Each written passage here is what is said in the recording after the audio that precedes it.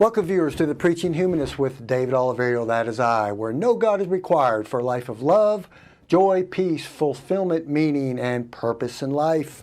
And the good life is one guided by reason and motivated by love. I always like to talk about another wonderful quote that love is not a Christian, a biblical, a godly, religious virtue, but it's a human one. No God is needed to define love, nor to explain love. We know it as human beings. Today we're going to discuss something a little bit different. I'm not going to read from the Bible and do some good old preaching and expound upon the scriptures, using the scriptures to show Christians, my Christian friends that are viewing, that no God is required, no God belief is required for a life, a wonderful life here on planet Earth. Today we will discuss unfalsifiable claims and the argument from ignorance. We've never really discussed this before, but I have found with my years and years of talking to Christians, even Hindus and those from various religions who believe in particular deities, that they're very unfamiliar with the tools we have through science and philosophy in distinguishing truth from falsity. Number one, unfalsifiable claims. Let's go with the definition first. Unfalsifiable claim is a claim that cannot be disproved. Argument from ignorance, when a person claims that a statement is true only because there is no evidence to the contrary. In other words, there is no explanation for this event, David. There is no explanation for this event, my atheist friends, a Christian would say, in which I've heard many times before, and that means that God did it. Well, let's discuss that. First of all, I want to give you a little story, something that happened just a few weeks ago, in fact. Sunday morning, and since I am a former preacher, I like to tell stories and embellish a little bit. I go Sunday mornings under the bridge here in downtown Austin to help feed the homeless. I do that with a few friends of mine and occasionally with the Atheists Helping the Homeless organization, which is a wonderful organization here in the Austin metro area. Lo and behold, as I and my friends and cohorts were passing out bananas and oranges to the homeless, and yes, we do these things even without belief in God because it's intrinsic in us to help others. I noticed a large Greyhound-sized bus pulled up, and lo and behold, about 75 to 80 college students came out of the bus, and they were from a particular university in Louisiana. Of course, it was church bus, and they were on a mission trip, stopping in different cities in Texas. I think they were hitting Dallas, Austin, San Antonio, and Houston on mission trips to help people. I noticed, though, one thing before we get to the subject here. I don't want to chase rabbits too much. But I noticed that these young college students were mingling among the homeless. And these are people that are destitute, looking for food and looking for shelter and clothing. The young Christians were meaning well, but they were actually praying and reading Bible scriptures and trying to lead the homeless to Jesus, rather than trying to take care of their physical needs, which we were there doing. We had wonderful dialogue. Myself and my two friends had an opportunity, as I always take, and I've done for over 20 years now, every opportunity I have to speak to Christians and every other person involved in a supernatural belief system, such as Christianity, Islam, Judaism, or Hinduism, and explain to them why they don't need this belief system. But I did come to the realization that these young people I talked to had their anecdotal evidences. They had their short stories or episodes that are supposedly true, testimonial nature, which is an anecdote. They were giving me basically unjustifiable claims and using the argument from ignorance. I remember the young girl I was talking to was giving me a testimony on how she knows God is real. As I asked her, how do you know? And she said, I know God is real and He lives within my heart because I prayed for a particular person and that person was healed immediately, supernaturally, by the power of the Lord Jesus Christ. So, a claim that cannot be disproved is basically an unjustifiable claim. Now, I told her, can I disprove this 100%? No. But I asked her very clearly, How do you know that Shiva, Vishnu, or Krishna, or Ganesh, or any of the other thousands of deities on earth didn't heal your friend? Because there are Hindu people praying for you, for your salvation into their religion. And of course, this was very hard for her to answer. So unjustifiable claims are claims, again, that cannot be disproved. The argument from ignorance was used quite a bit with many of the Christians that we talk to, and I hear it all the time. For an example, another example I like to use, I talked to a young man not long ago, and he said, David, Jesus may live in that tree in my backyard. He might live there because you cannot prove that he doesn't live there. In other words, you cannot disprove my statement and my claim. I think by using the laws of logic and by using our minds, we know that an invisible deity is not sitting in that tree in your backyard. That doesn't mean that your claim is true. What proves that a claim is true, you must present empirical evidence and demonstrative evidence, which I do all the time with Christians, asking you, my dear Christian friends, to give a demonstration of your belief system. Jesus clearly told you that these signs will follow those that believe. They will lay hands on the sick and they will recover. And again, confirmed in the Epistle of James, is there any sick among you? Let him call for the elders of the church. And the elders of the church shall anoint the sick with oil, and the prayer of faith will save the sick among you. These are demonstrations that you have to present. It really doesn't happen. So I did offer them the supernatural challenge, which I do with Christians often, and that is, let's go to a hospital, and let's go into the rooms, and let's have you pray in the name of Jesus for individuals to be healed. And I'll put it on video. Of course, no one ever takes me up on that offer.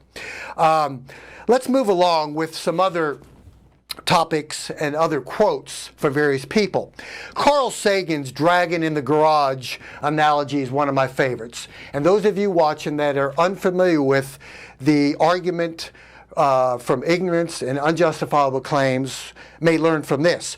Carl Sagan, one of the greatest scientists of all times, talked about a dragon in the garage. So let's draw a little scenario. You got a guy who's got a good friend next door. He's got a large garage.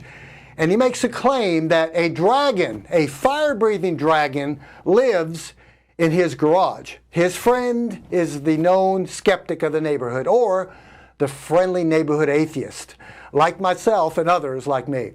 So the skeptical atheist tells his friend, really, there's a dragon that lives in your garage. May I come see your dragon? Well, of course, the person making the claim says, well, you can't come see him, because my dragon, my fire-breathing dragon, is invisible. You can't see him.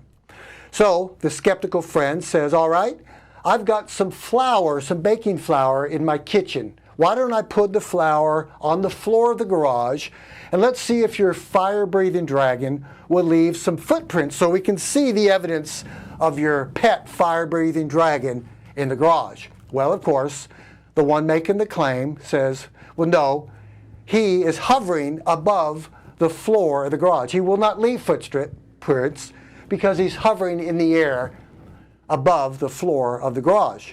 So the skeptic pursues a little more and asks for some more evidence. Well, what about if we detect, using a heat sensor device, the fire that comes out of your fire-breathing dragon? In fact, my boss has that machine or that device at work. How about if I bring it over to the garage and let's see if the dragon has some heat coming out of him? We can detect the heat coming out of his mouth. Well, of course, the one making the claim says, no, you can't do that because he's invisible and his fire is undetectable. This goes on and on when I and others have discussed demanding evidence for claims.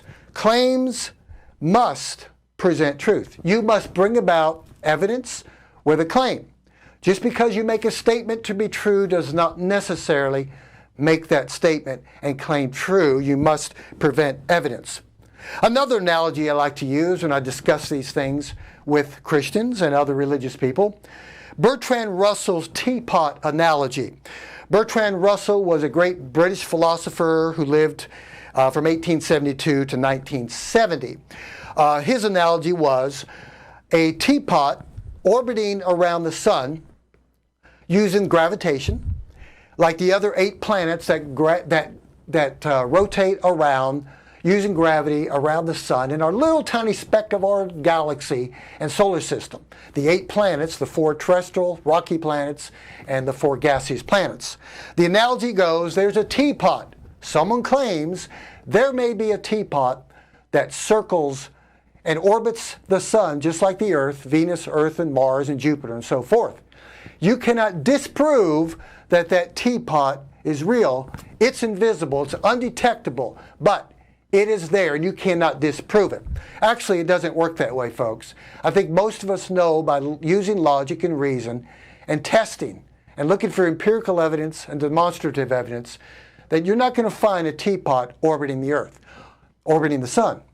Only by faith, and again, as I've said before, faith is not the arbiter of truth. The scientific method is. In fact, faith is not a way to determine truth. It's a way to determine and lead people into falsities. It's not the tool we use to discern truth, but faith can justify anything, and that is a danger of faith. Another example I like to use is the Loch Ness Monster, otherwise known as Nessie. In that lake in Scotland, back in the 1930s, a photo was taken of a dinosaur-looking creature, and many people admit and claim that a Loch Ness Monster exists in this particular lake. So what science does, they go out, scientists, to look for facts. They go out with objective thinking, using modern technology and science to distinguish whether or not a claim is true or false. Every water molecule of that lake in Scotland was scanned with radar and other scientific technological technology to determine whether or not there was a large reptilian prehistoric creature in the lake. Well, first of all, they found out in 1934 that the photo taken of Nessie was a hoax. After searching the lake, all they found were large species of fish, were large aquatic mammals such as beaver or maybe muskrat, some reptilian aquatic species, amphibians, and so forth. And that was it. These are called unjustifiable claims and the argument from ignorance. My dear Christian friends, when a claim is made that a deity exists, when a claim is made that you know God is real and true because He lives in my heart, and David, which I've heard many times, you cannot disprove this. That is not proving that your statement is true. You must present to skeptics, you must present to those of us, if you want to try to convert us, you must show me something. I don't know how many times I've had Christians try to reconvert me by demonstrating to me only by their personal testimony that God is real.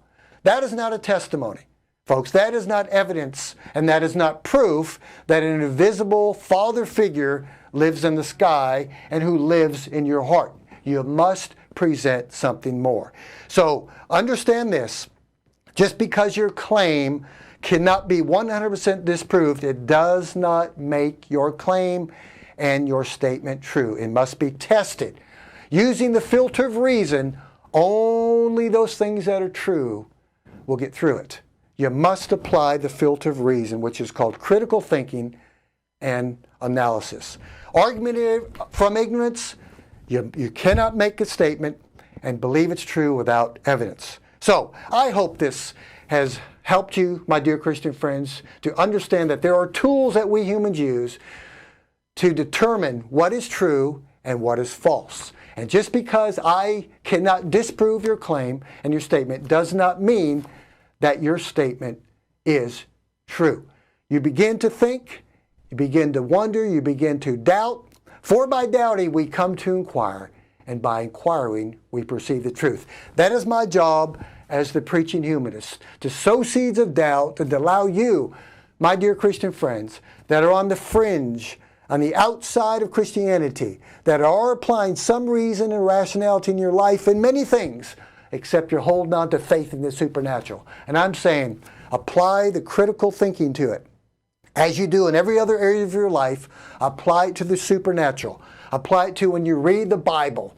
And then let's see, can you test it? Can you put it to the test? Will it pass the test of truth? Can you demonstrate to me, a skeptic, an atheist, a secularist, and a humanist, that there is a supernatural deity that lives in your heart, that gives you abilities and power and love and virtues that I allegedly do not possess? I don't think you can.